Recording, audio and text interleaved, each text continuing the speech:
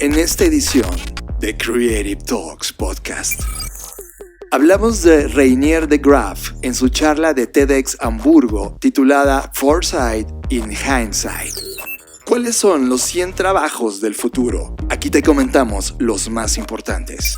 Disfruta esta edición de Creative Talks Podcast. Black Creative Intelligence presenta.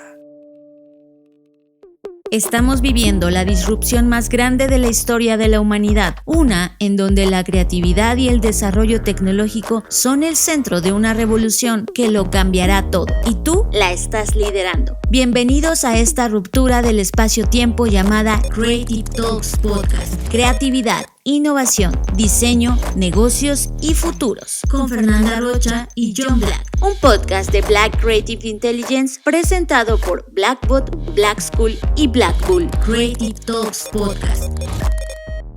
Hola, ¿qué tal? Bienvenidos a Creative Talks Podcast, el podcast donde hablamos de creatividad, diseño, innovación, negocios y futuros.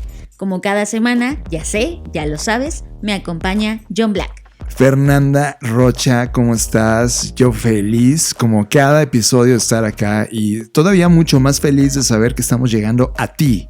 Sí, tú que estás escuchando este podcast, bienvenidos a esta dosis semanal donde hablamos de cosas impresionantes como lo que vamos a hablar esta semana, Fer.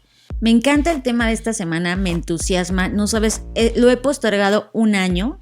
Yo llegué a esto hace un poquito más de un año y quería hablar, pero ¿sabes qué? Fue de esos temas que te van cobrando más sentido conforme va pasando el tiempo. Por eso es que hasta hoy lo traigo, y a pesar de que es algo que yo vi hace un año y ustedes van a decir, pues ya es viejo, ya pasó, quiero algo más nuevo. No, se van a dar cuenta que esto está más vigente que nunca y sobre todo que nos va a ayudar a visualizar quizás el futuro o los futuros de otras formas, inclusive de otras de las cuales hemos hablado en este podcast. Tema de la semana. Este es el tema que nos robó totalmente la atención.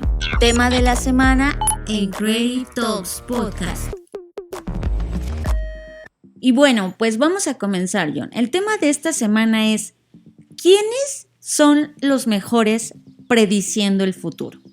Y sí, ya sé que ustedes van a decir, oye, pero en este podcast han hecho varias veces énfasis en que los futuros o el futuro no se puede predecir. Y eso es correcto.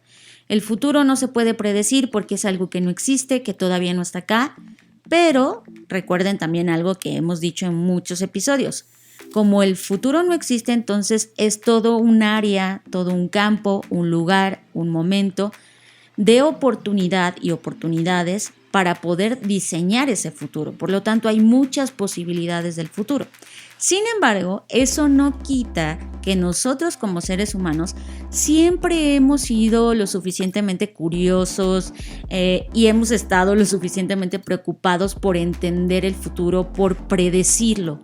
¿Por qué queremos predecirlo? Pues básicamente porque nos intriga lo desconocido, queremos estar preparados, queremos tomar ventaja. Vaya, hay muchas razones por las cuales siempre hemos insistido en poder predecir el futuro, pese a que hasta hoy no lo hemos logrado tal cual.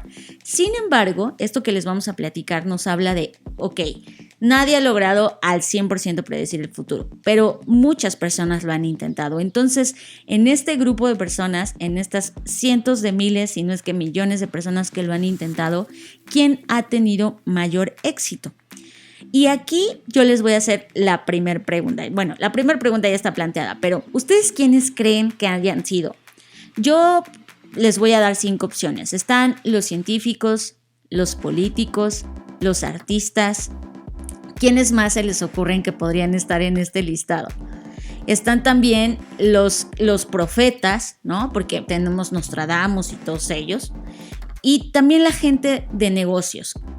Muchas empresas, IBM, sobre todo tecnológicas, han estado como muy insistentes en predecir el futuro. Bueno, pues de estas 5 opciones que les acabo de decir, profetas, políticos, artistas, científicos y gente de negocios, ¿quiénes creen ustedes que han sido como más atinados en este tema de predecir el futuro? Pero definitivamente pienso que los políticos no son la respuesta. Bueno, es fácil de descartar, ¿no? Los políticos se caracterizan no solamente por fallar en predecir el futuro, sino por fallar en muchísimas cosas. Entonces el mismo tienes razón. presente no lo entiende. Tienes razón, los políticos no son. Pero bueno, les vamos a contar el antecedente de todo esto. Hay una persona que se encargó de hacer toda una investigación. De hecho, tenían un sitio web, y digo tenían porque tristemente este sitio ya no existe, que quedan solo algunos recuerdos, en donde ellos metieron todas las predicciones o todas las que pudieron sobre diferentes temas y agruparon estas predicciones en, bueno, predicciones sobre el planeta, predicciones sobre la humanidad, predicciones sobre la cultura, predicciones sobre la tecnología y predicciones sobre la economía. Se dieron cuenta que esos 5 áreas son en donde más ha habido predicciones y las categorizaron. El autor de todo esto, o uno de los autores y que creó toda esta investigación, es Renier de Graaf, y él tiene un TEDx que dio en Hamburgo del 2013, que me impacta que solo tiene 6,000 visualizaciones. O sea, es como para que ya lo hubiéramos visto millones de personas, pero por eso estamos hablando de él. Entonces, esta investigación, insisto, dio origen a que ellos crearan un sitio web que actualmente ya no existe porque ya pasaron 10 años desde ese momento, y pues en estos 10 años han pasado muchas cosas. Entre ellas, seguro estas personas perdieron el dominio o lo que sea que haya pasado, pero dejaron esta investigación documentada en este TEDx. Y entonces dijeron, ok, están estas áreas en las que los seres humanos hemos intentado predecir cosas. Y están este grupo de seres humanos que son los que ya les dije. Los profetas, los políticos, los artistas, la ciencia y los negocios, o el agente de negocios. Y se dieron cuenta, primero desmitificaron algo que ellos creían. Ellos creían que, por ejemplo, si tú estabas en la industria de los autos, pues tú ibas a atinarle al futuro del auto, ¿no? Porque era algo que te interesaba, porque era algo en lo que tú estabas, y pues ellos suponían que al estar dentro de esa industria tú ibas a tener más habilidades como de predecir qué iba a pasar con eso. Pero resulta que no es así, no hay una correlación. Hay gente que no estaba en industrias que hablaba de eso, o que hacía mejores predicciones que otras personas que no estaban, etc. Entonces ahí había como un cruce, y ellos se dieron cuenta que todos estos grupos de personas, los profetas, los políticos, etc., habían intentado predecir de todo, no nada más de su área de estudio. Y eso fue la primera gran hallazgo. Pero el segundo gran hallazgo de esta investigación es que, en síntesis, los artistas son los que más han podido atinarle a las predicciones del futuro.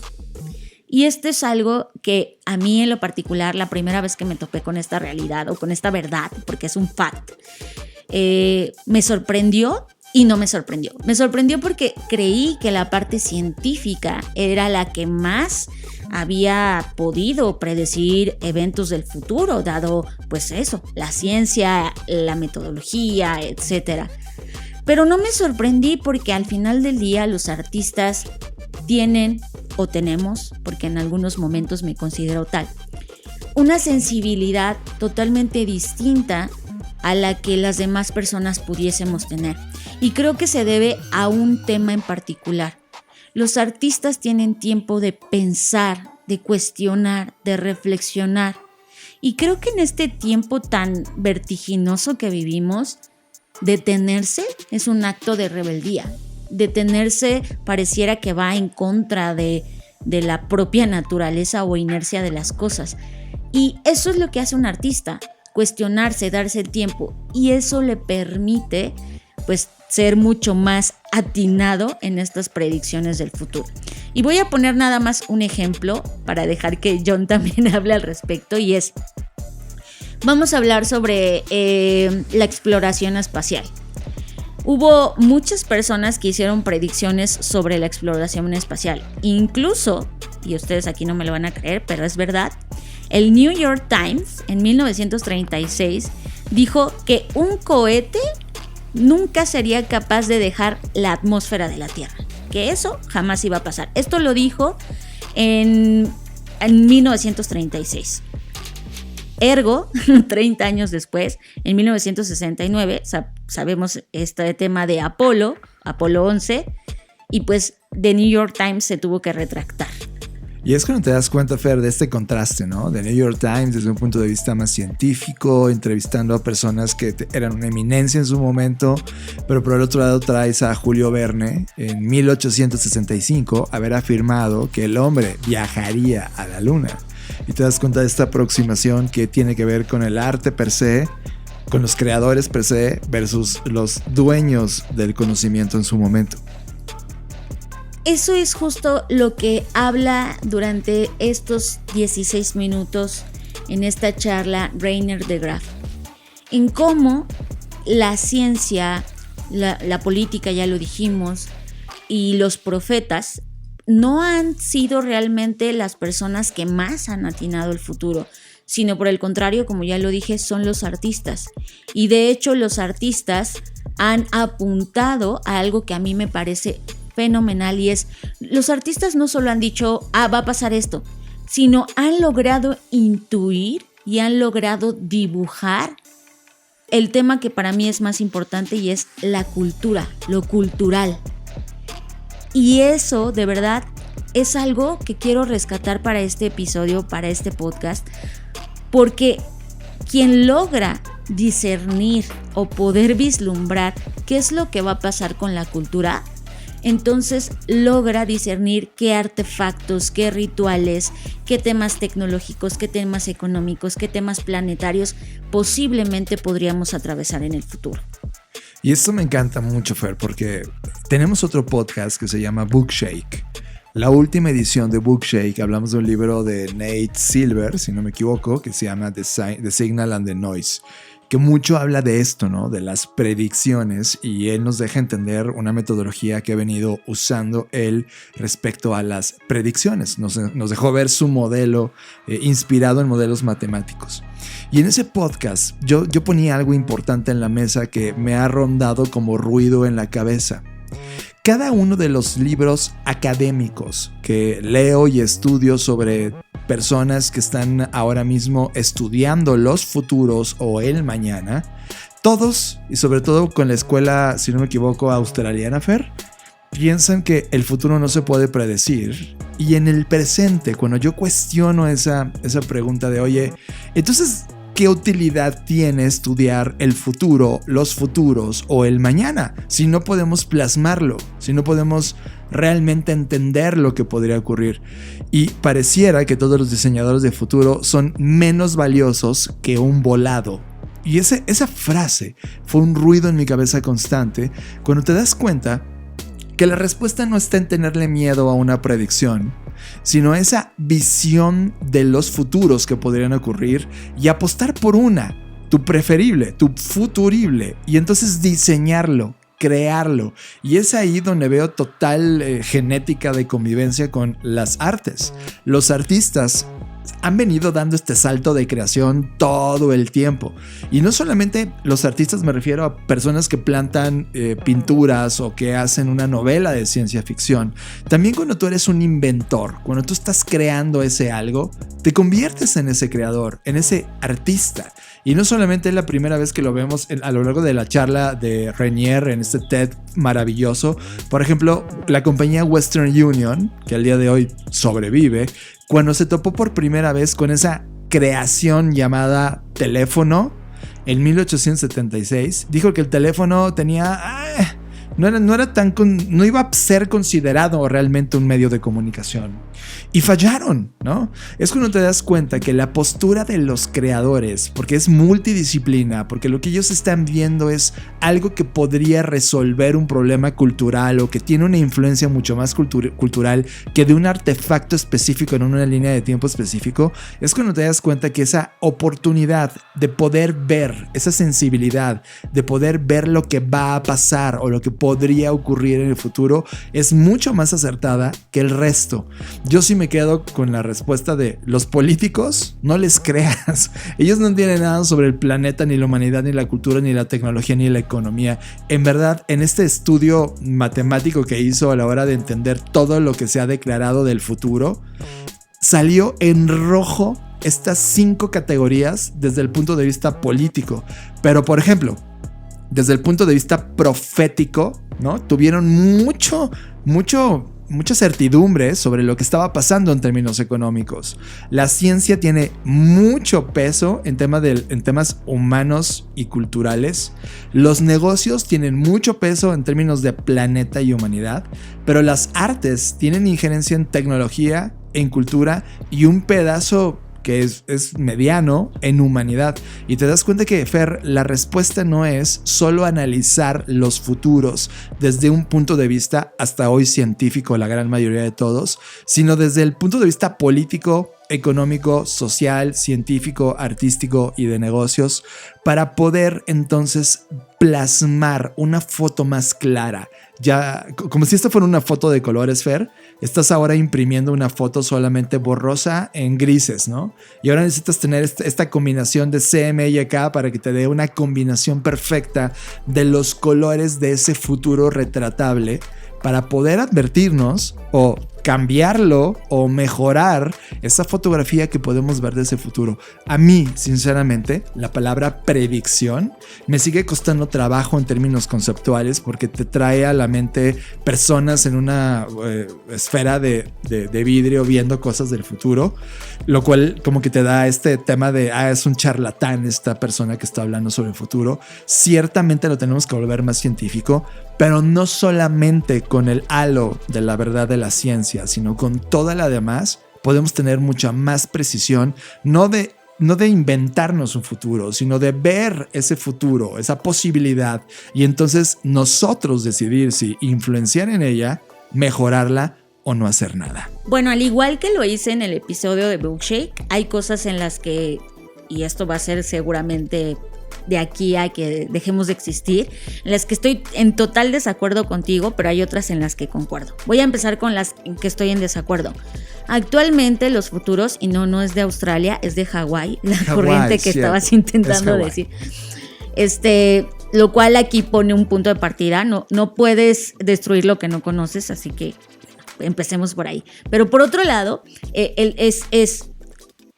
evidentemente hoy todo el tema de los estudios de futuros ve todo este marco. Por eso está el análisis STEP, por ejemplo. Ven lo social, lo tecnológico, lo económico, lo ecológico, lo político, incluso hasta temas legales y de valores, que ahí es como una variable de este análisis STEP. Pero en donde creo que fallan los estudios de futuros, y que no soy la única persona que lo ha dicho, hay incluso propios prospectivistas que han autocriticado desde su área la disciplina como tal, y es que es a veces tan rígido porque lo que intenta es tener rigor, ¿no? Rigor metódico, rigor científico, etcétera, que pierde de vista, y aquí es donde sí yo estoy de acuerdo contigo, John, la sensibilidad del solo ser o del solo observar. Por eso ahora que se ha venido hablando los últimos años de diseño de futuros, que sería como que yo diría que es como el hijo rebelde de esta disciplina de estudios de futuros, que tuvo un hijo con diseño y salió este hijo rebelde de diseño de futuros, que todavía es muy amorfo y no sabemos realmente qué es, pero sabemos que es la convergencia de esta disciplina tan rigurosa, y que está muy bien que lo haya sido. Ya vimos que la ciencia ha tenido muy buenas predicciones en la humanidad y en la cultura, pero que le hace falta esta perspectiva no solamente más participativa, que me alegra que sí se ha ido hacia allá, sino también más de simplemente crear, que es lo que hizo muy bien, por ejemplo, Arthur C. Clarke. Para mí él es un gran ejemplo, porque era científico por un lado, y obviamente en su área de ciencia pues no se podía inventar cosas, tenía que seguir el método científico, pero a la hora de crear novelas tenía esta sensibilidad de poder juntar esta parte científica con su parte creadora, con su parte artística, y de hecho pues tenemos varias cosas que hoy existen que él predijo. Por ejemplo, el iPad. En su novela que inspiró la película de Stanley Kubrick, pues él hablaba de algo que llamó Newspad. De hecho ese era el nombre, y hoy tenemos el iPad, ¿no? Entonces es esta convergencia de no pelearnos ni con los futuristas, ni con los prospectivistas, ni con nadie, sino más bien cómo unimos estas disciplinas a temas mucho más de creación, mucho más, y que de hecho ahí están entrando actualmente otras disciplinas como el diseño especulativo y el diseño ficción, que ayudan mucho a poder empujar este imaginario hacia otros mundos, hacia otras barreras que posiblemente hoy la ciencia no pueda comprobar o inclusive no pueda comprender, pero que no significa que por eso no están en el borde y no se puedan explorar. Para mí ese es como el sweet spot, donde no abandonamos totalmente la ciencia para nada, pero más bien la casamos, la conjuntamos, la combinamos cada vez más con esta parte artística de sensibilidad, de estar, de analizar, de ser, de observar, de crear, y creo que ahí es donde podría estar la respuesta. Es que la ciencia tiene una pelea durísima con la creatividad, Fer. Es decir, el secreto aquí es la flexibilidad, y perdón por no recordar esa isla. Pero eso no significa que no conozca el trabajo de Jim Taylor y todas las personas que están alrededor de él. Lo que critico es la poca flexibilidad que ocurre hoy desde la postura académica de quien está encabezando la conversación sobre este entendimiento de los futuros. Y ahí es donde hay un hueco importante. Es como, a ver, bajo este vidrio, este crisol, no está reflejada la realidad. Y a mí, sinceramente, cuando un futurista de esta escuela tradicional de pensamiento se le dice inclusive futurista, sienten hasta como un insulto. Es como, no soy futurista. Entonces, ¿qué eres? ¿Adivinador? No, eres futurista. El tema es, atrévete a defender una postura, atrévete a defender una posición, porque esa posición nos va a ayudar a dibujar con todo este ejercicio multidisciplina, poder dibujar un mejor futuro para todos, que al final del día ese es el valor de alguien que tiene esta posibilidad y herramientas. El tema es que cuando voy a la calle y de repente te topas con estas personas que están muy casadas a esta postura académica, la flexibilidad tan mínima que tienen, inclusive de su propio tag name, hace que el resto de la actividad se permee, porque ellos van enseñando en el camino esta forma rígida de ser. Y cuando te das cuenta en este ejercicio, pareciera que los storytellers tienen más injerencia sobre el futuro que todos los demás. Y es ahí donde dices, oye, pues qué bueno, pero tampoco está bien. Necesitamos un entendimiento mucho más metódico, real, de multidisciplina, que nos ayude a dibujar eso. Y creo que la oportunidad que nos da este TED Talk es que, de manera, en términos de datos, hizo una caza brutal de todas estas adivinaciones, de todas estas cosas y frases que fueron ocurriendo en distintos momentos de la historia humana, sobre todo de los últimos 200 años, Fer, que es donde veo más frases, sí, más personas involucradas. Sí, totalmente. Y lo que hizo fue ordenarlas. O sea, agarró, desde hecho, creo que la más lejos en la línea del tiempo que agarra es la de Nostradamus, cuando en el almanaque de 1555 describe la figura de uno de los grandes tiranos de la historia, ¿no? Hitler. Y lo pone, está plasmado en una frase. Pero luego te das cuenta que se mete a medios de comunicación, gente que políticamente ha hecho algo, novelas de ciencia ficción, inclusive compañías que se han declarado a favor o en contra de algo. En este caso, la frase de IBM de 1943, cuando se burlaba de la industria de las computadoras y daba una frase, su chairman Thomas Watson, que decía, no hombre, las computadoras, solo hay un mercado de 5 computadoras y ya. Ajá, como burlándose. O en ese mismo sentido, cuando en 1977 Ken Olson dijo que no habría razón para que las personas quisieran tener una computadora, exacto, en su casa. Exacto. Y ojo, esas personas eran icónicas, eran líderes de su industria. Digo, IBM, que era una compañía tecnológica, no entendía ni siquiera el futuro de la tecnología. De su propia industria. Exacto. Y es que no te das cuenta que esa rigidez, porque ellos solamente estaban viéndolo desde el punto de vista tecnológico y de su negocio, les hizo falta entender lo cultural, lo artístico. ¿Qué estaba pasando con las novelas de ciencia ficción que hablaban del futuro de la computadora, no? Esas cosas las tiraban por su forma rígida y metódica de entender solo el crisol a partir de esa postura y no del resto, Fer. Sí, en eso es donde concuerdo contigo, y además quiero dejar aquí un disclaimer muy claro. Yo no estoy a favor de que el objetivo final al que alguien que estudie el futuro hacienda o se enfoque es en atinarle al futuro o en hacer predicciones. O sea, ese no debería ser nuestro KPI de, ay, le atiné a tantas cosas. No, sino más bien para mí esta habilidad predictiva debe orientarse a expandir los imaginarios o las imágenes del futuro.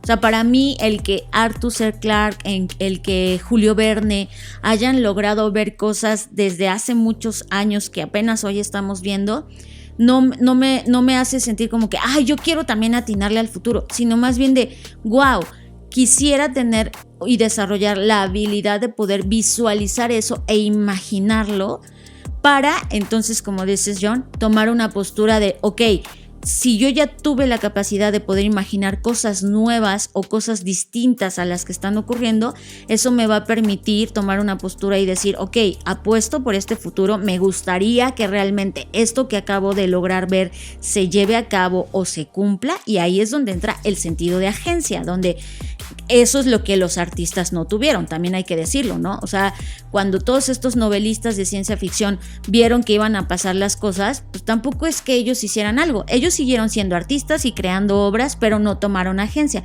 Por eso yo decía que aquí hay un sweet spot. Ni los artistas lo han hecho 100% bien, ni los científicos lo han hecho 100% bien. Porque no existía esta disciplina, ¿no? O sea, no se había estudiado. Es como la creatividad, Fer. Nadie la había estudiado hace 30 años, ¿no? Hasta apenas es algo nuevo de nuestros tiempos. Mira, voy a poner un ejemplo claro de por qué yo sí creo que sí se necesita tomar una postura.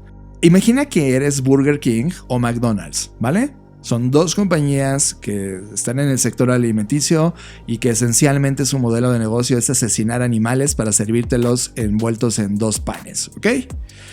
Contratan a un futurista. Imagínate que en este momento te dicen, Fernanda Rocha, queremos entender cuál va a ser el negocio de McDonald's o Burger King para 2035 porque queremos seguir siendo una compañía relevante para ese momento. Y entonces tú corres estudios sobre el futuro de la comida y te das cuenta que los recursos cárnicos se vuelven poco sustentables al momentum que hay contextual ambiental, y que por otro lado están haciendo culturalmente movimientos de personas que están ahora dejando de comer para empezar a entender otro tipo de dieta, etcétera, etcétera. Agarras todos los sectores, tendencias, señales que tienes, y tu gran conclusión después de correr todo ese estudio es que sí, definitivamente logras ver a través de estas estadísticas que para 2035, 2040, no solo por el tema del planeta, sino por temas culturales e inclusive por momentos contextuales que el planeta va a tener menos capacidad de creación de estos recursos cárnicos, su compañía podría reducirse en 90% su actividad comercial. Acto seguido, cuando ves esa fotografía, que para términos de alguien chantajista es una predicción, cosa que necesitamos una nueva palabra para definir esa foto que viste de ese futuro probable. En ese momento, esa foto que le das al cliente, es que la palabra ya existe, se llama escenario. Bueno, vale, le pones el escenario. Entonces alguien que dice, estás prediciendo un escenario. No, estoy viendo algo que tiene una probabilidad de que ocurra por las señales que estoy analizando. Por lo tanto, te puedo decir, McDonald's, que para 2035 tu negocio va a valer 90% menos porque 1, te va a costar más caro hacer carne. 2, nadie te va a comprar en el fast food una hamburguesa a 5,000 pesos o no sé, lo que cuesta en ese momento, que es tremendamente caro. 3, la dieta alimenticia de las personas comunes va a tener que evolucionar a otra cosa, por lo tanto estás fuera de negocio. Esa foto es el defender esa postura. Ya vi tu utilidad. Me estás advirtiendo con tus recursos científicos, políticos, económicos, sociales y artísticos, y los que se sumen con los datos que podemos tener, que esa fotografía voy derechito y me voy a estancar ahí. ¿Qué puedo hacer ahora en el presente? Pues comenzar a explorar nuevos métodos. Ahí es cuando tienes injerencia, Fer. Ahí es cuando tu palabra agencia toma toda la postura, y entonces en lugar de verlo solo como elementos tácticos de ventas, como hoy funciona la estrategia empresarial, ahora realmente estás haciendo estrategia de futuros, porque ahora tienes que corregir, siendo McDonald's o Burger King, a convertirte en una compañía que corrija ya no es un modelo basado en carne animal, sino ahora es un modelo que va a explorar otras posibilidades, posiblemente carne con base en granos, posiblemente carne de laboratorio impresa, posiblemente ya no vendo carne y ahora me dedico al sector de los caldos, no lo sé. Ahí es cuando te das cuenta que tienes posibilidad en el presente, después de haber visto ese escenario, poder tener un diseño de hacia dónde realmente quieres mover tu futuro, por lo tanto se convierte en un futurible. Pues así es que acabas de describir el proceso que hacen los prospectivistas. Lo sé, lo que estoy criticando es cuando te acercas a alguno de estas personas y dices, oye, lo que estás haciendo es en serio prediciendo un futuro. La respuesta es sí.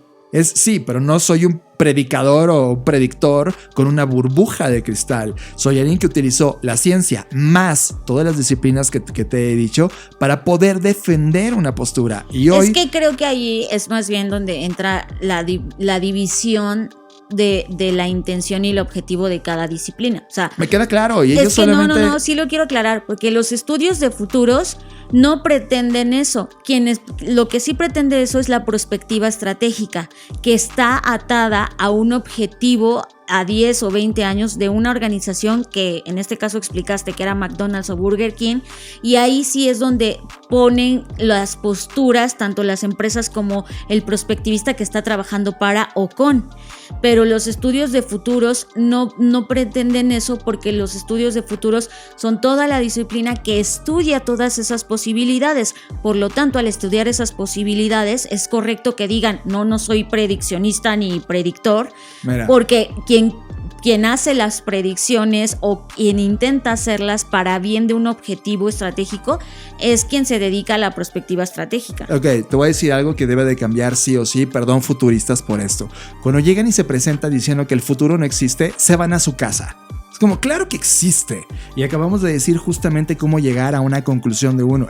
Existe el futuro. Es más, hoy es el futuro de lo que hace 10 años alguien estaba imaginando que está pasando hoy.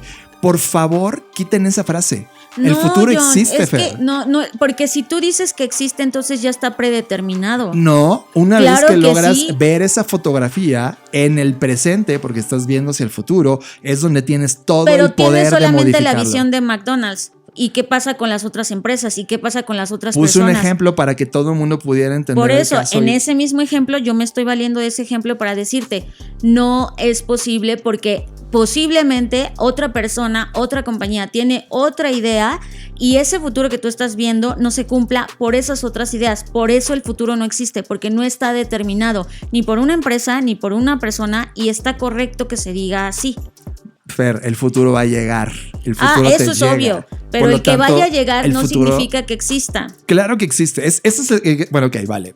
Está muy bien. Fer está diseñada y ha cursado temas que claro que defiende desde la escuela en la cual fue cursando el tema de futuros. Esa historia. Y está bien, yo lo respeto. Solo estoy tratando de decir que si este video de TED nos dejó muy claro en términos de datos de la gente que ha pensado o ha dicho cosas o ha tratado de adivinar o predecir el futuro, y todos esos datos sin haber una escuela de futuros, sin haber creado un punto de vista académico sobre el futuro o los futuros, nos da un dato sobre quiénes han tenido razón o no. Y la conclusión final es: háganlo multidisciplina, no desde el punto de vista único de la ciencia. Y hoy todas las escuelas, en su rigidez de método, solo lo hacen desde el punto de vista de la ciencia. Y si no se abren a entender que hay nuevas posibilidades para dibujar eso, o inclusive autodefinirse de manera distinta, como si existen los futuros porque suceden, y el poder que tienes de moverlos a otro lugar como compañía, como empresa o como persona, entonces no vamos a seguir avanzando y nos vamos a seguir peleando de si sí existe o no existe, pero sí existe la disciplina que estudia los futuros aunque no existen. Es como, estudio las manzanas aunque las manzanas no existen. Es claro que existen las manzanas. Es que lo que pasa es que, por eso te digo, te voy a decir una cosa, te falta futuro. Y todo lo que tú estás diciendo ya está plasmado en los libros. Son discusiones que ya se han tenido sobre existe y no existe. ¿Y por qué salen a decir los dueños de las escuelas que están enseñando esto que no existe futuro? Porque no existe. Porque hay muchas razones por las cuales se puede concluir que no existe. Pues yo sí quiero ser alguien de una escuela que diga, claro que existe un futuro. Si quieres llegar a él, a esa foto, se puede no llegar, se puede mejorar o puede ser peor. Pues pero eso es lo mismo existe. Que cuando hablamos de escenarios. O sea, el tema de que se diga que no existe el futuro es porque todavía no está aquí. Y esa discusión eterna es la que ha hecho que la disciplina de estudios de futuros no sea una ciencia. Porque como no se ha logrado, digamos que acordar bingo que el futuro pues no existe, por eso el futuro es un objeto de diseño, es un objeto de intención, no es un objeto que ya exista, porque está y no está al mismo tiempo, y esa ambivalencia que tiene de estar y no estar es la que hace que cada persona trace un futurible de acuerdo a lo que para esa persona significa el futuro ideal o el futuro posible. 100%, como hoy Facebook y Meta, Exacto. Zuckerberg está diseñando sobre, él piensa que el futuro que vio es bueno para todos. Exacto. Ese futuro que está siguiendo. Y como no es así, por eso el futuro no existe en términos propios de que esté predeterminado o predefinido. Yo no estoy hablando de la predeterminación del futuro. Estoy hablando que como objeto, porque al final cualquier punto de estudio necesita un objeto de estudio, el futuro existe. Si no te estás autodescartando. Claro, como objeto de estudio existe. Claro, entonces. Pero no como tiempo presente. Único para todos. Uh-huh. Exacto, es lo que estoy diciendo. Pues eso es lo que te enseña, o sea, es que no sé por qué es contradictorio, porque no lo es una falsa paradoja, porque eso es lo que realmente abogamos todas las personas que estudiamos. Entonces párense a decirse futuristas que el futuro existe, los tiene preocupados. No existe. Mira, hay un libro fascinante que se llama Inteligencia Artificial 2041. Lo escribió Kai-Fu Lee. ¿Y por qué razón lo traigo a la mesa? Este hombre, que ha venido haciendo algunos libros también en el pasado súper interesantes desde la postura científica y por supuesto empresarial, ahora tuvo al lado de él, en la misma intensidad con la cual iba estudiando, recuperando señales y tratando de entender ese escenario en 2041 respecto a la inteligencia artificial, tuvo a su lado a un creativo, redactor e storyteller y novelista. De tal manera que el libro es un viaje narrativo dividido en dos partes. Cada capítulo inicia con la narración casi cinematográfica de un escenario en ese 2041 en una situación específica de aplicación tecnológica, social, económica, cultural de un momento. Y cuando termina ese capítulo narrado como una novela, ahora sí inicia la descripción científica de datos económica de lo que está pasando en ese momento. Es la primera vez que veo cómo alguien que está interesado en tomar esa fotografía y plasmarla en un libro de ese futuro que retrató, de esa perspectiva que él hizo, cómo se sentó al lado de alguien que tiene una multidisciplina distinta para podernos explicar e influir de otro punto de vista.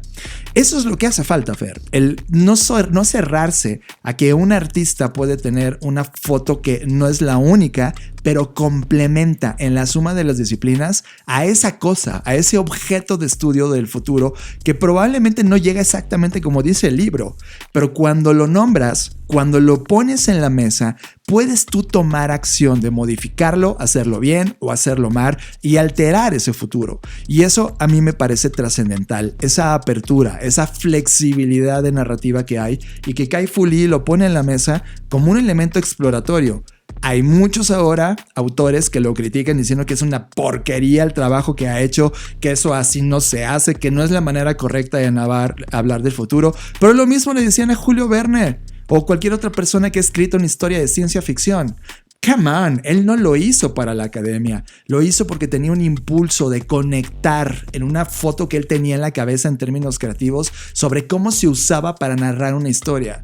Y ahora con los datos que tenemos, son las personas que mayor visualización y claridad tienen sobre los futuros.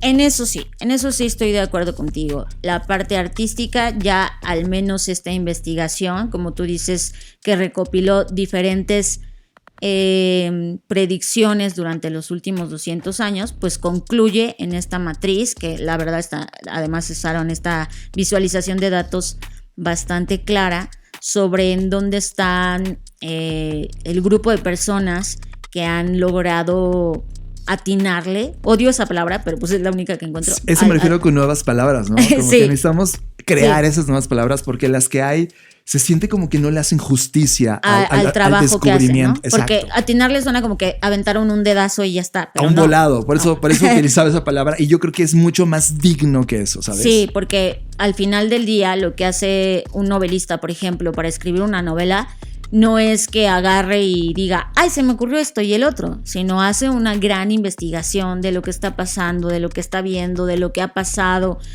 O sea, es un gran trabajo, ¿no? Es como un trabajo científico, pero desde otra perspectiva y con otros métodos. Exacto. Entonces, al final del día, en eso sí concuerdo. O sea, por eso a mí estas nuevas disciplinas o estas nuevas áreas de los estudios de futuros, me refiero a diseño de futuros, diseño ficción, diseño especulativo, son las que más me entusiasman, porque son las que se están atreviendo justo a hacer estas intervenciones, estas cuestiones, esta convergencia de los artistas, de los creadores, incluso de las personas de calle, sí, con el futuro, ¿no? 100%. Y eso es lo interesante, y creo que esa es la gran conclusión, y qué bueno que esta charla nos puso a discutir al respecto. Pero durísimo, ¿no? Fue una tesis y antítesis, que de eso va Fer. O sea, al final del día yo no estoy en contra de eso, me encanta, soy fan, lo estudio desde el punto de vista no académico, porque no tengo nada, no he estudiado en un lugar específico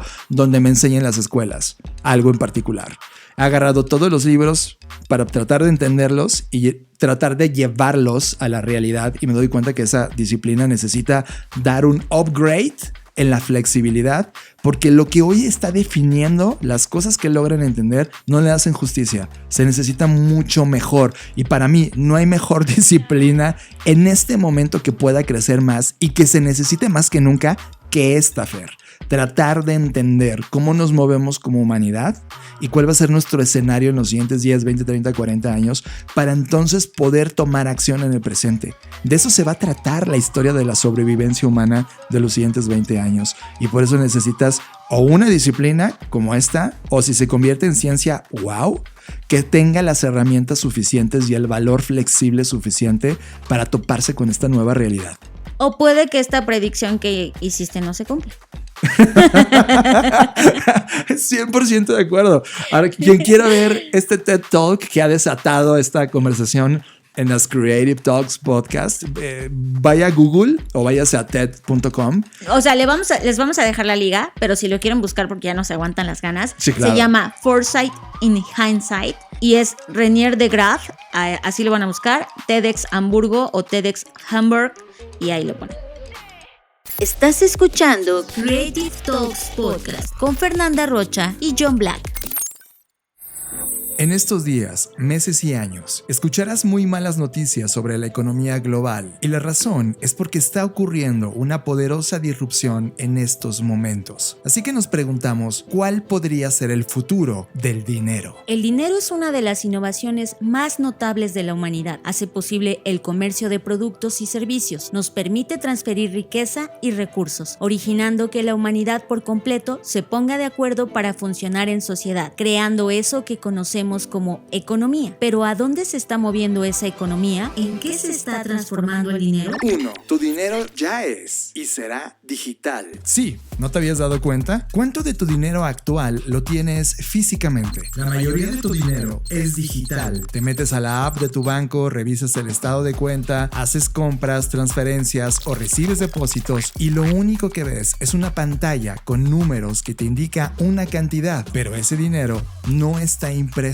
El efectivo está desapareciendo, lo cual permitirá la aparición de distintas formas de pagos como el teléfono móvil y la creación de alternativas digitales como las criptomonedas. 2. Dinero descentralizado. Los bancos centrales pusieron orden a la competencia de las monedas emitidas por comerciantes privados y gobiernos, ya que se les otorgó el privilegio exclusivo de emitir monedas de curso legal, así como de mantener su estabilidad, por lo que el valor relativo de las monedas depende de la reputación y la estabilidad de los bancos centrales que las emiten, cosa que en los últimos años no ha funcionado del todo y ha originado los efectos de inflación que estamos viviendo ahora. Ante ello, nacieron ideas descentralizadas como el Bitcoin, criptomoneda diseñada para permitir que las personas hagan transacciones sin intervención de un tercero de confianza, como un banco central o una institución financiera. Cualquier persona con una computadora podría realizar transacciones sin necesidad de tarjetas de crédito o una cuenta bancaria. Las monedas se emiten y las transacciones se validan a través de un algoritmo informático que se ejecuta de forma autónoma, mostrándonos una hipótesis poderosa. No necesitamos la centralización del dinero por parte de los bancos. Y así comenzó la disrupción. Él es Ishua Prasad, profesor en la escuela Dyson de la Universidad de Cornell y autor del libro El futuro del dinero, cómo la revolución digital está transformando a las monedas y a las finanzas. Creo que lo emergente de las criptomonedas, en particular las monedas estables o stablecoins, está encendiendo las alarmas de los bancos centrales y están reaccionando creando sus propias monedas digitales. De esta forma, la revolución de las criptomonedas nos impactará a todos, inclusive si tú o yo no tenemos un Bitcoin. En el futuro, podríamos convivir, interactuar y coexistir con monedas centralizadas digitales y con nuevas monedas descentralizadas con mayor regulación. Probablemente Bitcoin no sobrevivirá a esa transición, pero sí veremos algunas monedas diseñadas por compañías tecnológicas como Apple, Meta, Microsoft o inclusive una que emerja del mundo de los videojuegos. Pero de eso hablaremos en la próxima entrega. Por ahora, nos vemos en el futuro.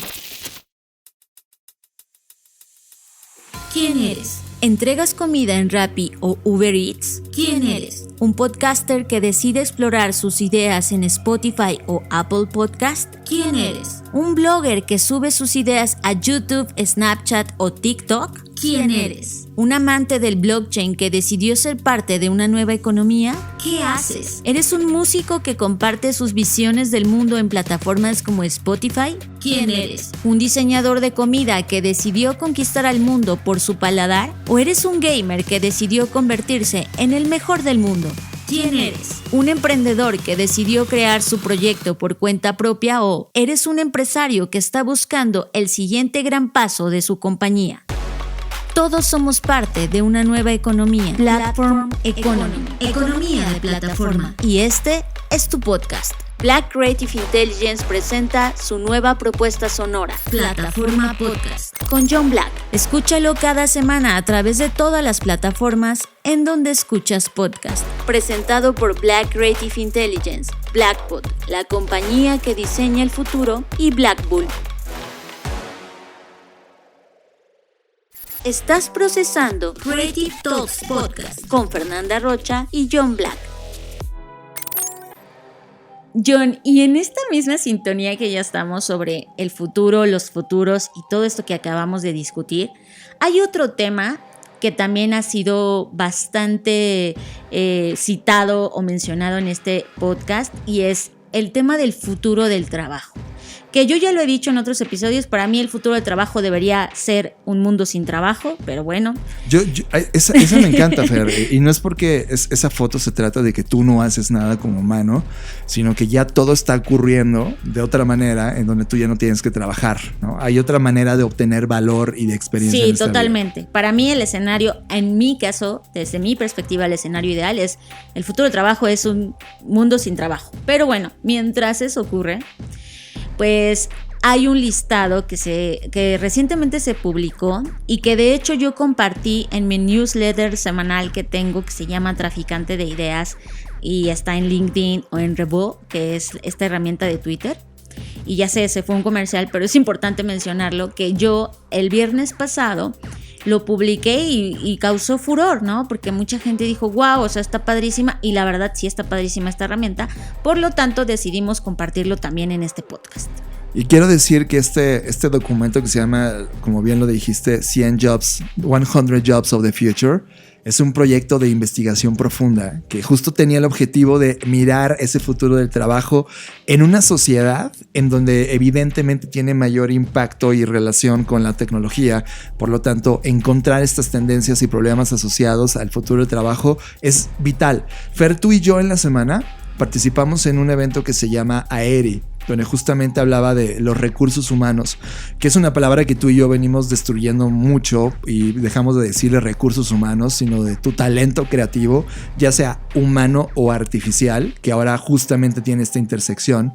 Y justo nos hacían este tipo de preguntas de, oye, ¿qué va a pasar con el trabajo? Y está claro, no importa qué investigación veas, que 1 de cada 2 trabajos en esta década se van a destruir, se van a volver obsoletos, y que necesitamos crear el 80% de los nuevos trabajos que no existen, que no tienen un título hoy. Va a ser importante en esta década encontrarlos, y este documento nos deja ver un poco sobre eso, Fer. Vamos a contar un poco los antecedentes de este proyecto. Si bien ya mencionaste que es algo metódico, que está muy bien elaborado, me gustaría decirles que este es un proyecto de Ford Australia, de la Universidad Deakin y de la Universidad Griffith. Entonces, todas en Australia, ¿no? Y me parece muy interesante porque Australia está trabajando mucho en estos temas de poder visualizar el futuro, los futuros, y esto es parte como de ese esfuerzo que están haciendo. Para lograr esto, no crean que se sentaron así de, ay, ¿cuál será el futuro? No. Evidentemente invitaron a varios expertos de diferentes áreas, desde gente que está responsable del Departamento de Empleos del gobierno hasta, por ejemplo, eBay o Google, ¿no? O sea, tuvieron diferentes perspectivas, evidentemente Ford, porque fue parte de los patrocinadores, pero me parece que los resultados clave están muy bien orientados y al final del día, lo que queremos comentar el día de hoy en este podcast es que evidentemente no hay certidumbre que el 100% de estos trabajos se vayan a crear o no, pero creo que sí nos puede dar visibilidad de las cosas hacia donde nos podemos mover, sobre todo si tú ahorita estás en un momento de tu carrera profesional donde te estás cuestionando, bueno, ¿qué voy a hacer los siguientes años? ¿En dónde debería estar? ¿Qué cosas debería estar aprendiendo? ¿En qué me debería estar capacitando? Creo que esto nos puede dar, porque inclusive, John, y ahorita ya te cedo la palabra, esta página que hicieron de 100jobsofthefuture.com tiene un quiz, tiene un test en donde el test dice cómo será el trabajo del futuro para ti, y puedes hacer el test. Entonces me parece interesante, es una gran herramienta, y lo que vamos a hacer es comentar algunas cosas o algunos perfiles de estos que vienen acá. Te propongo, Fer, que hay como 10 renglones llenos de tarjetas. Por cada renglón, escoger 1 o 2 que nos llamaron la atención de ese renglón. ¿Te parece? Vale, buenísimo. ¿Inicias tú o inicio yo? Inicia. Ok, primer cosa que me llama mucho la atención, el consejero de 100 años. ¿De qué va este consejero de 100 años? Ahora tú y yo en nuestras vidas no tenemos una persona que esté cuidándonos a lo largo del tiempo para poder entender nuestra vida, los avances médicos, la salud, para poder prosperar desde nuestra niñez, nuestra mediana vida o madurez para llegar a la vejez. Este consejero de 100 años es una persona, es un empleo nuevo que va a trabajar con las personas durante toda su vida, pero particularmente hasta la tercera edad, para apoyarlos a tener una vida productiva, plena en cualquiera de estos puntos de vida. O sea, no es como que, naciste, no sé si te fuiste al IMSS o naciste bien. Desde que naces está garantizada una experiencia de vida a lo largo de todo tu tiempo de maduración en esta experiencia. Por lo tanto, ese consejero de 100 años va a tener habilidades humanas como la empatía, una disposición de solidaridad para ayudarte en los problemas que tengas, un conocimiento de la tecnología de la salud, de las prótesis anticipatorias, de la capacidad de comunicarse con profesionales especialistas desde psicólogos, pasando por esta transición de edad, de la nostalgia que tienes. Son educadores de vida que definitivamente van cuidando tu experiencia en el planeta y no te sueltan en ninguna de las áreas de maduración. Es como un prospectivista para ti, ¿no? O sea, personal. Sí, pero enfocado en lo biológico tuyo, ¿no? Claro. Y quizá dentro de este consejero de 100 años también la salud mental, como lo hemos hablado, también sea algo importante de palomear en esta área. Pero hoy, Fer, no tenemos. O sea, de alguna manera tú lo has dicho en este podcast. Hoy tenemos una industria basada en la enfermedad. Es cuando te enfermas, es cuando acudes a este médico, ¿no? O al especialista. Sí, y esto es totalmente anticipatorio. O sea, es como antes de que te empieces a enfermar, etcétera, pues te va cuidando. Sí, lo entiendo. Y ese empleo me parece fascinante porque cuántas personas en el planeta hay, cuántas vamos a ver, y necesitamos comprender la salud desde otro punto de vista, y este consejero de 100 años te puede ayudar. Ahora, si ese consejero de 100 años va a ser robótico, creo que sí. No lo sé, pero bueno. Ahora, vamos a... No, tratamos de no tardarnos tanto en cada uno, John, porque si no, no nos va a dar tiempo y nada más uno de nosotros va a hablar de su perfil. Tienes toda la razón. Tratemos de ser más concisos. Vas tú. El esteticista. Y aquí estas personas son las que ayudarán a otras personas a mejorar su apariencia física utilizando lo último en bioquímica y tecnología de la moda. Me encantan estas partes porque... sí me imagino perfecto que así como hay hoy personas que se dedican a la imagen y el cuidado personal y que te dicen, no, pues vístete de esta forma o etcétera. Creo que estas personas deberían ya estar pensando en esto, ¿no? Donde ya no solamente es qué traje te pones, qué ropa usas, cómo te maquillas o qué zapatos utilizas, sino ahora se conjunta con el tema bioquímico, en donde... Hoy, por ejemplo, yo estoy intentando contactar a una nutricionista aquí en Querétaro que está haciendo dietas con base en toda tu química sanguínea, ¿no? Y inclusive, no solo en eso, sino en tu genética. O sea, es como qué alimentos de acuerdo a tu genética son mejores para ti.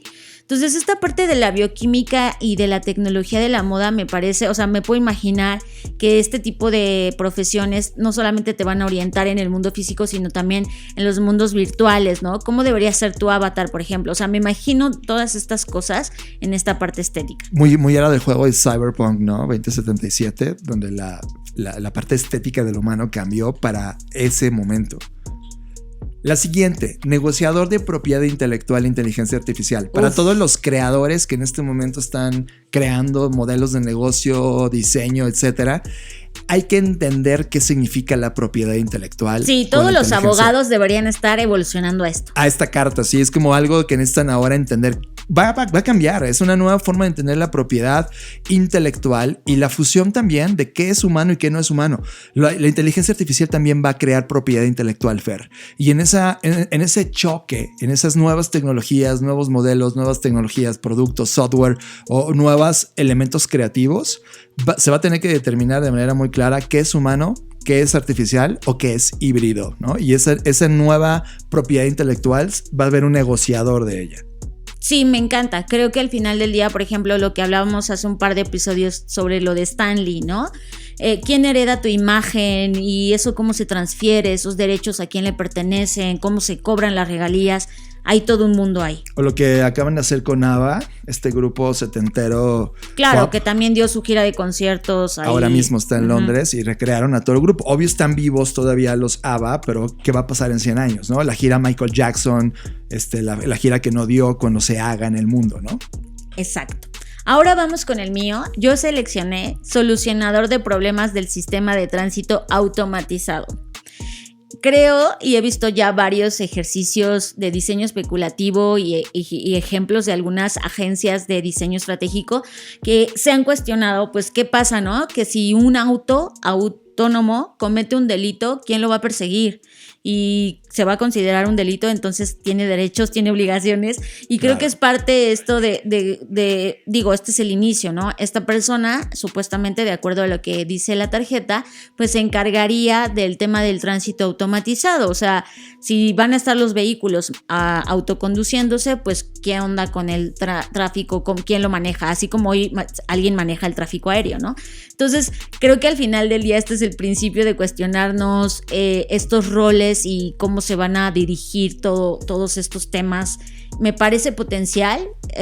Brutal. Y me parece increíble que lo estén plasmando de esta manera. Mi siguiente tarjeta es algo que sí me voló la cabeza. Se llama Biojacker. El secuestrador biológico. Sí, yo creo que aquí habla de un tema de evolución hacia donde CRISPR se está moviendo. Y son estos ingenieros genéticos que ahora van a tener una chamba brutal porque van a tener que editar de forma precisa y eficiente el genoma de plantas, animales y, por supuesto, humanos. ¿Hacia dónde vamos como humanidad para poder resistir el mundo que vamos a tener? El biohacker va a ser brutal como nueva fuente de empleo. ¿Sabes? Cuando yo leí biohacker, me imaginé como que alguien que hackeaba tu tema biológico, ¿sabes? También va a ser la contraparte, ¿no? Yo me imaginé eso, pero bueno, vamos a algo que a mí sí me entusiasma. De hecho, tengo que confesar que de todos los que hemos mencionado, este me entusiasma mucho y es el director de ética. Que hoy ya se está comenzando a ver, en algunas compañías se están poniendo al director de circularidad o de economía circular, pero pues evidentemente falta algo más arriba, todavía más grande, que abrace no solamente el tema de circularidad, sino todo. Y creo que este director de ética puede hacer que cosas grandes sucedan. Y pues supuestamente lo que dice aquí la información es que sería el responsable de que las empresas sigan políticas, prácticas éticas, socialmente responsables, y que realmente vigile y vele por mantenerse actualizado sobre lo último en ética, lo último en inteligencia artificial, lo último en ética virtual, y dirigir a la organización a través de las cosas nuevas que vayan saliendo con el paso del tiempo. Tengo una tarjeta que es innovador en biomimética, Fer. Lo hemos platicado también en este podcast. Estos innovadores en biomimética van a buscar soluciones sostenibles a los desafíos humanos, emulando, estudiando, entendiendo y aplicando los procesos de ingeniería de la naturaleza. Por otro lado, tenemos al granjero de grillos. Así es. Creadores de grillos que monitorean, mantienen y crean grillos para la producción de alimentos saludables y ricos en proteínas. Recuerden que mucho se ha hablado sobre que los insectos son el alimento del futuro, ¿no? Entonces, ante esa tendencia, pues esta tarjeta sugiere que evidentemente va a haber personas que se van a tener que especializar o hacer cargo en el cuidado de la crianza de estos grillos. Y de abejas, imagínate, Fer. Mi siguiente tarjeta, psicólogos cyborg. Los psicólogos cyborgs van a trabajar con personas que decidieron tener órganos sintéticos, ya sea, o brazos, por ejemplo, o extremidades robóticas o implantes corporales para ayudarlos a aceptar cuál es esta vida como cyborgs. Imagínate, ya no vas al doctor únicamente para ver este puesto que te decíamos de los 100 años que te va cuidando, el consejero de 100 años. Ahora vas a visitar también este psicólogo cyborg porque pues, tu brazo necesita actualizaciones o mejorar la forma de funcionamiento. Eso es un nuevo empleo, me vuela la cabeza. Ahorita que dijiste lo de, imagínate, perdón que me regrese, pero que dijiste sobre el cuidador de grillos, dijiste, imagínate de abejas. Yo por dentro pensé, John descubriendo los apicultores, ¿no? Porque eso ya existe. Pero me dio risa porque después vi la tarjeta de apicultor digital y entonces ahí sí ya me hizo sentido. Los apicultores digitales pueden construir, mantener y recopilar datos sobre colmenas de abejas, apoyando la agricultura y la vida vegetal en general. Es decir, que habría, supongo, una serie de abejas que tienen algún tipo de intervención tecnológica y entonces el apicultor digital se encargaría de monitorear qué pasa con estas abejas, sus procesos de polinización, el diseño de las colmenas, todo esto a través del uso de la tecnología. Brutal. Siguiente tarjeta, memoristas y archivistas digitales. Fer, esto te va a reventar. Los memoristas y archivistas digitales trabajan con los familiares y seres queridos sobrevivientes de una persona que falleció y con ello van a determinar qué parte de esta identidad digital debe vivir públicamente, cuáles deben ser retenidas por la familia, cuáles son las que deben archivarse o inclusive cuáles son las que se manejan en la política gubernamental de ese momento. Por lo tanto, este tema de mis datos, mi privacidad, imagina cuando mueres y pierdes a tu digital self, a tu avatar en ese mundo metaversico, toda esa data de quién eres, qué queda público, qué queda privado, lo va a hacer este memorista o archivista digital. A mí me encantó la tarjeta de maestra de primera infancia. ¿Y sabes por qué me encantó? Porque esto es recuperar temas sobre nuestras bases indígenas, en donde cuando tú nacías en ciertas culturas prehispánicas en México, por ejemplo, te leían el tonal, que era un tipo de carta astral para determinar para qué eras bueno o cuáles eran las potencialidades que tú tenías como humano y en qué te podrías desarrollar. Entonces eso ayudaba a orientar a tus padres para decir, mira, de acuerdo al tonal de este niño, tiene habilidades para esto, oriéntenlo hacia acá y etcétera, ¿no? Bueno, pues esto de maestra de primera infancia es mucho eso, estos maestros se supone que pueden apoyar a los niños pequeños para que descubran y aprendan su potencial.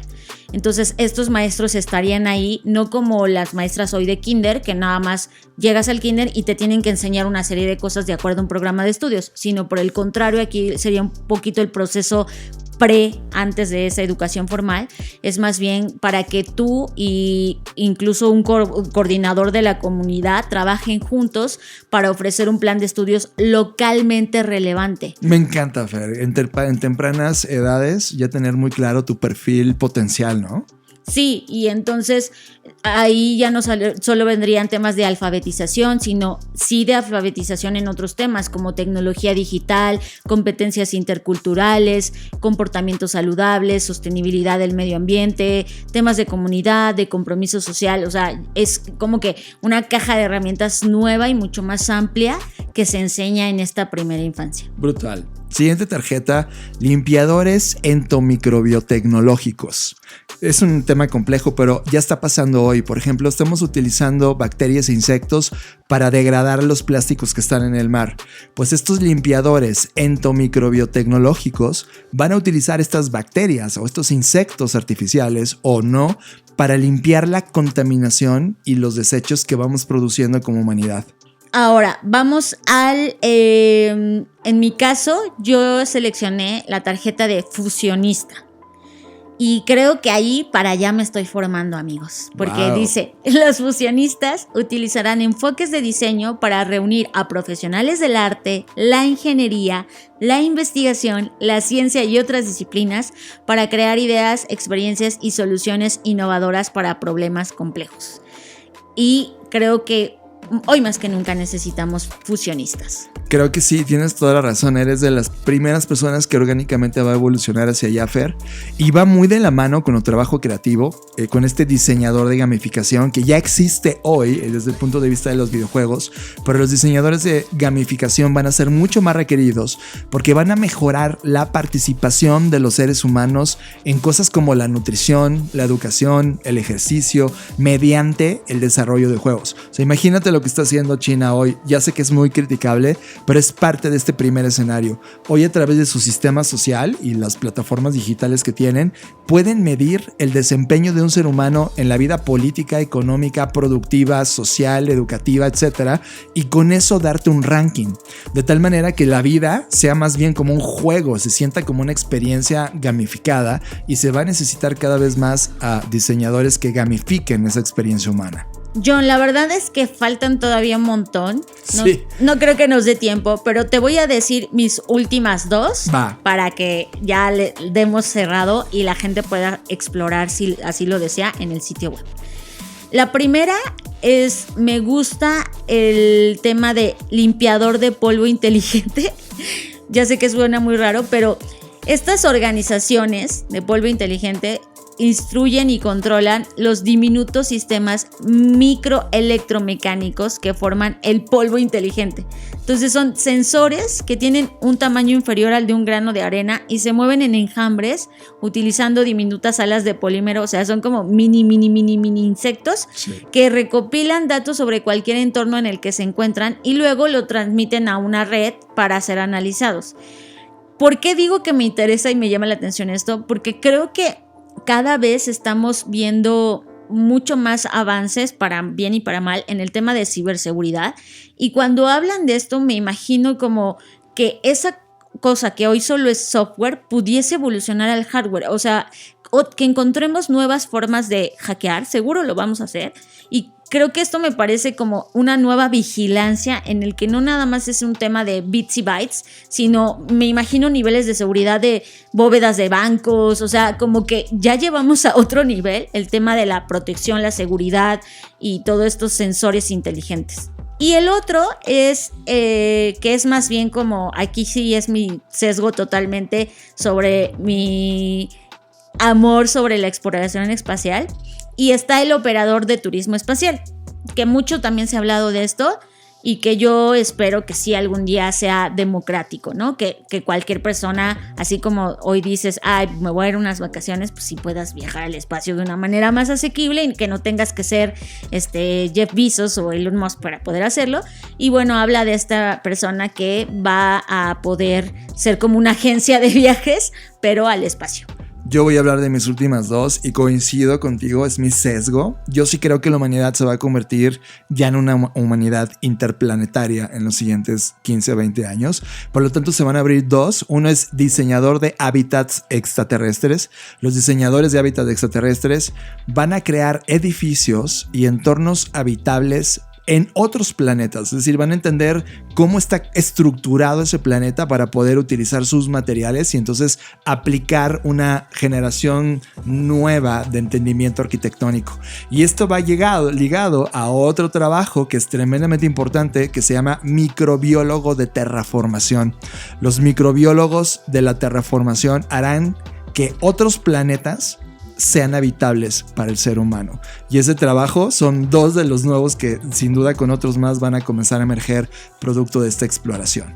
Fer, podríamos pasar un programa entero de 3 horas hablando de todo esto. Totalmente. Mira, yo solo voy a concluir con lo siguiente. Me encanta que haya propuestas que apunten de manera seria con una serie de herramientas, de metodologías hacia lo que posiblemente pueda ser el futuro del trabajo. Pero hay algo que al final me queda de ver este análisis o esta investigación, y es el 99.9% de los trabajos están relacionados con tecnología. Y ese es un sesgo porque entiendo que Ford patrocina esto y ahí va la intención y la agenda de Ford. Está muy bien. Pero creo que no debemos perder de vista el tema del trabajo social, o más bien los trabajos relacionados con las disciplinas sociales. Eso es lo que quise decir.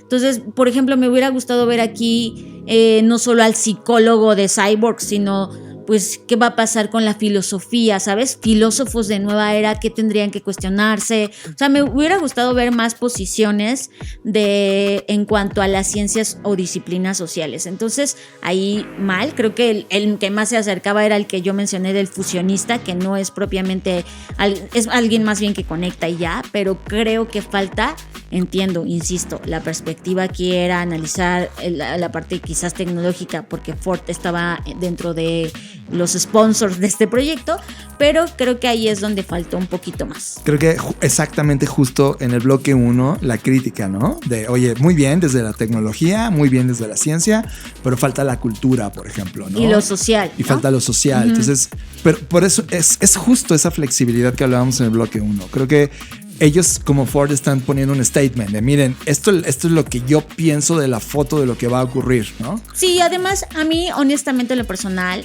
no me gustan tanto los futuros tecnocentristas. No, tiene que haber un equilibrio. No creo que ese sea una ideal foto del futuro. No es ideal, y ahí es donde tenemos nuestro poder de poder cambiarlo, ¿no? Sin embargo, el ejercicio como instrumento está aquí, no lo aplaudimos al 100% emocionados, pero sí sobre estos suspiros, estas fotografías o instantáneas que nos ayudan a poder entender cómo va a ser ese mosaico en los siguientes años. Creative Talks Podcast con Fernanda Rocha y John Black. Fer, y con esto llegamos al final de las Creative Talks Podcast. John, creo que podemos decir que esta ha sido la discusión más épica que hemos tenido en el podcast, porque en la vida obviamente no. Pues esas son... Pero en el podcast... epopeyas. Exacto, esas son calamidades. Pero dentro del podcast creo que es la discusión más agredida que hemos tenido y no sabes cuánto lo disfruté.